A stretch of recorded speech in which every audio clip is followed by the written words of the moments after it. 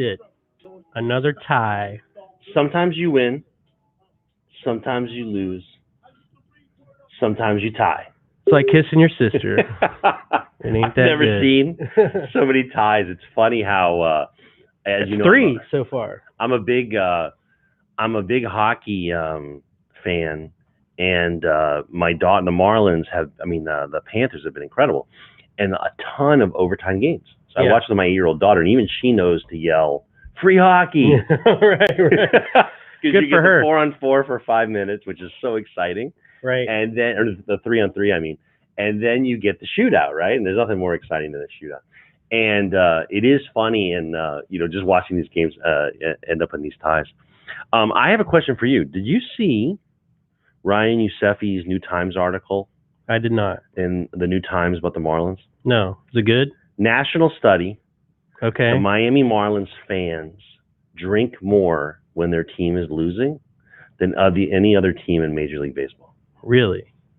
So I guess I'm gonna have to read that article. Check out the article. It's a great article. It's funny that it said that. Wasn't gonna lead off with this story, but now I'm gonna, because I saw. So Bleacher Report, I saw this story yesterday, and the guy. Let me get this guy's name right, because Zachary Reimer, who writes for Bleacher Report, ranks the 5th best and worst lineups for MLB. And guess where the Marlins are? The 5th worst lineup in baseball. Yeah, and now here's how they got the line. This is pitching. This is pitching, and I think this is just fielders. Just offense. Just offense. Yeah. Corey Dickerson, Starling Marte, Jesus Aguilar, Adam Duvall, Anderson, Rojas. They picked Asan Diaz to take second base, and then Alfaro at catcher. Man, I don't think that's a bad lineup. No. Corey Dickerson was 3 for 3 yesterday. The wise guys think that's the 5th worst in the league. And the worst is the Pirates. Yeah, but no, if we're the 5th worst, that means that there's 25 teams better than us in baseball. I don't believe that. Yeah, I don't believe coming off a division playoff game. Makes no sense. Spring training leading Marlins, 5th worst lineup, and I don't get it, man. I'm gonna send that guy a tweet as soon as the show's Mainline Marlins, sir. This is take garbage. Exception. Right. So look, I'll tell you who looked really good again yesterday. Corey Dickerson. That boy's on fire. We didn't get a chance to talk to him. I did my player profile on him, and he's been around for a long time. And coming off an injury that broken, it was like they described some bone in the foot that I had never heard of before. But yeah, I got to tell you something. It's like, talk about eye test. It was interesting because he was playing left field. I was sitting there, and I tend to, when I was a kid, my dad would take me to football games. I remember as a kid, and he would say to me, to keep me interested, he'd be like, watch this one guy. Like, tell me what the right tackle does on every play. Mm-hmm. And it was fun for a little boy to be like, oh, he pancaked this guy, or like, oh, he got beat, And I'd still do that in football if I go live. I'll pick a player and just watch him, because out of the corner of your eye, you can see the quarterback drop back. You can see and then you just switch gears. Well, I watch Corey Dickerson a lot because I just, having done the profile on him and being interested in him. Right. And it was interesting about that time, they flashed up on the screen that he had played basketball in high school in Mississippi. All right. And 3-time state basketball champ.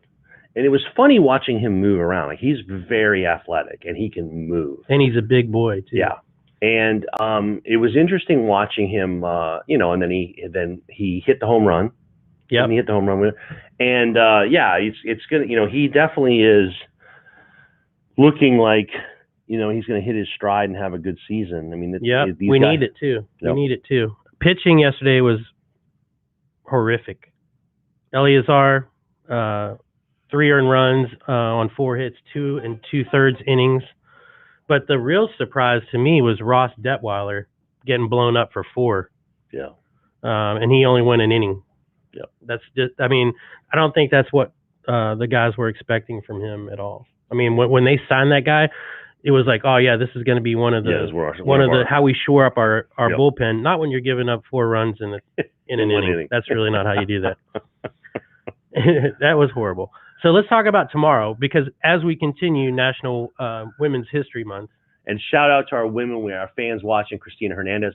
And behind the technology. And we forgot to mention her yesterday, Denise. Yeah, Denise, thank you for all you do. She's amazing with the coffee and with the cameras. Oh, yeah. But continuing on with the theme of Women's History Month, we've got Kelly Sacco from Fox Sports Florida tomorrow at 3 p.m.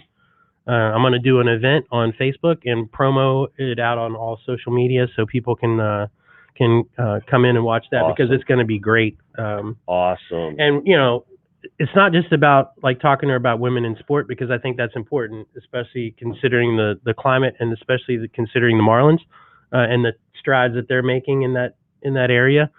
But she was a great ball player, and she's also an amazing sideline reporter, and then did a game the other day. Yep. Actually, the game that we were at.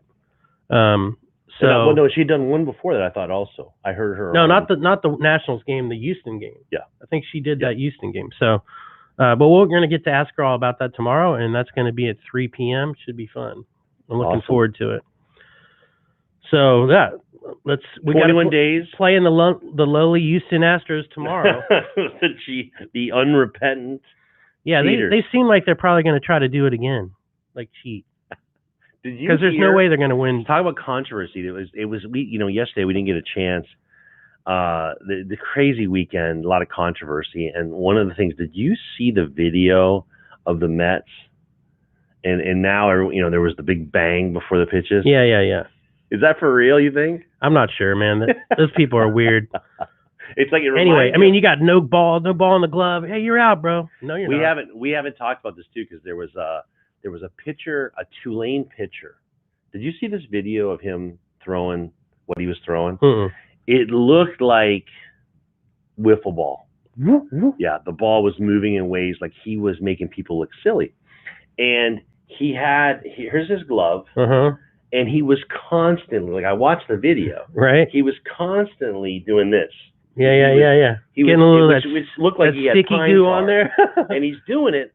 And it was so funny because then whoever they were playing comes out and protests and says, like, ask the ump, which you can do baseball, check his glove. Right. And we've all done it. We've all been victims of it. It's just a lot of times it's just a way to delay, throw someone off.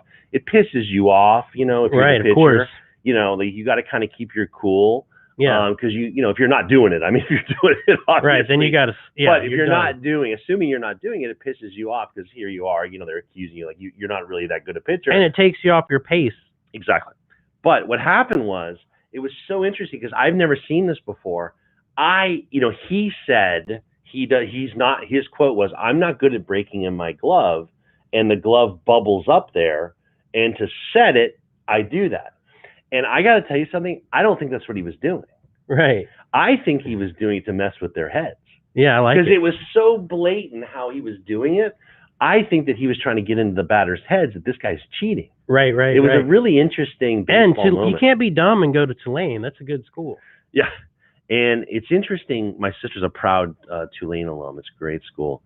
But yeah, I thought about it because of but at the same time the Mets were doing that thing, and I wonder if it's just messing with the pitcher. Right. Like at some point, you would mess with the pitcher if you're just randomly hitting the drum. Right. Before he throws. Let's for 1 minute. Let's talk about this. How the league is going to deaden the ball. Yeah. They're playing with that ball right now. It wasn't dead yesterday. That ball's flying out of the park. No, I thought they were going to change the ball though. Aren't they playing with the same ball right now? I don't think so. I heard that they're going to change. That's the hot one, and they're going to deaden it. So maybe that's going to change. I think we'll have an answer on this. Is bad radio that we don't know the answer, but I'll look up. But my understanding from listening, I heard on the radio. I thought that no, they're using the live ball now. Then they're going to try to deaden it, which is so funny. It's like. But why wouldn't you give it to those guys in spring training? Oh man, it's so. I think Bud Selig. We'll look it up. It's very interesting because I'll tell you. I do a lot with the tennis tournament. And it's like those players, they want same surface, same net, same ball. It's like you don't want to practice with what you do. So I was surprised when I heard it, and I will verify it. But my understanding, and it's an interesting problem because baseball has a problem. To me, one of the problems that baseball has is you have these young guys coming up. They have this swing grooved in a batting cage, and it's either a strikeout Right. or it's a monster blast. Right. And 400 it's like, footer. we didn't grow up with that. Like I always talk about, my memory is just like Rod Carew. Like he's getting wood on the ball no matter what. The ball is going to go into play. And it's interesting because that's one of those stats that we don't talk about a lot, but it's like we saw that on a couple of, there's a lot of men left on base at the game we went to. Mm-hmm. And it's like, talk about beating yourself, like striking out with men at the corners. Like you got to get that ball into play. Right. Period. Now, let's see what happens, man, because I still think this lineup can punch it out of the park. For real. I mean, look, we saw a bunch of home runs while we were. Oh yeah. And let's talk about this Jazz Chisholm San Diaz race for second. That's gonna get. It's getting good. Yeah. It's getting good. I mean, initially I was like, oh yeah, Jazz Chisholm, he's got a lock on it. Not so sure now. Yeah. Diaz is playing for real. Yeah. And competing for it and not giving it up. It is. Well, I gotta tell you something. It's interesting because I always love those storylines about, like, think about one of those guys has to go down to AAA. They both can start, right? I mean, we'll see about hitting. But the reason is that Mattingly doesn't want a guy like that on the bench. He needs to be taking at bats and developing his swing, developing his fielding, and everything else. But I think more of it is just a sign of where the Marlins are going. Like when Jeter took over, the cupboard was bare. There was no farm system, worst farm system in baseball. And what you're seeing is a development model that's producing players that can play in the big dance, and we're going to see more and more of it. So it'll be, I go back to the Panthers model when they asked the Panthers, why are they so good this year, and they're very clear. It's like core group of leadership veterans who know what it looks like, knows what the team should look like, and a bunch of young guys that and I hope I don't offend anybody, but it's like that thing of like my dad used to always say, it's like that guy's too stupid to be intimidated. Right. They're so young and dumb. They don't have any idea. They don't even know. Right. They don't even know that they should be scared. They don't even know that they should be intimidated. And that's one of the most exciting things in baseball is when those young guys come up like that. And they're just they're just blasting their way through. And look, another guy, J.J. Bleday, I think he's got a real chance of making the roster. He's another example. Although you got to look at it, hey, do you want this guy in AAA taking at bats all the time? Yeah, I think we're going to see J.J. Bleday go down. I don't think it's interesting. Yeah, I gotta tell you, it's. And then what about Cooper? Has a couple really good games, and he's challenging. I mean, Jesus Aguilar for that first base spot. Yeah. Or do you just make him a bench utility guy to pop in whenever you need him? Yeah. So we'll see. Well, Kelly Sacco tomorrow. Awesome. Continuing the trend of talking about women in sport. Women in sports. Yeah. And then we got Houston tomorrow, but that's a night game, the first night game. I know, it's really cool. 6:05. I wish we could go up there. It's interesting because usually, my memory is always there were so few. Can you imagine leaving here at 4 p.m. going north to Jupiter on 95? No, it's going to be like 4 hours. The state of that's why we're becoming like LA. Like that's like an almost undoable trip. It's better to fly, I think. From like Homestead Airport. It's literally like an undoable, like who would put themselves through that? The traffic is so bad at that time of day to go all the way. Through Miami traffic, Fort Lauderdale rush hour traffic, then Palm Beach traffic. Yeah, so yesterday, Robert Asensio and Raul Correa, they have a show called Miami Cop Talk. They gave us a shout out. They're every Tuesday, I think it's at 2. Double check that, Denise. Look on the schedule there. But it's interesting stories, and they had the former City of Miami Chief of Police that just retired, really cool guy, and they get a bunch of other good guests, and they're talking old cop stories and cool stuff. I gotta tell you something. It's as a lawyer, we are trained to be very suspicious of police. Yeah. And I mean, I've got friends that are police. Like I'm not an anti-police guy.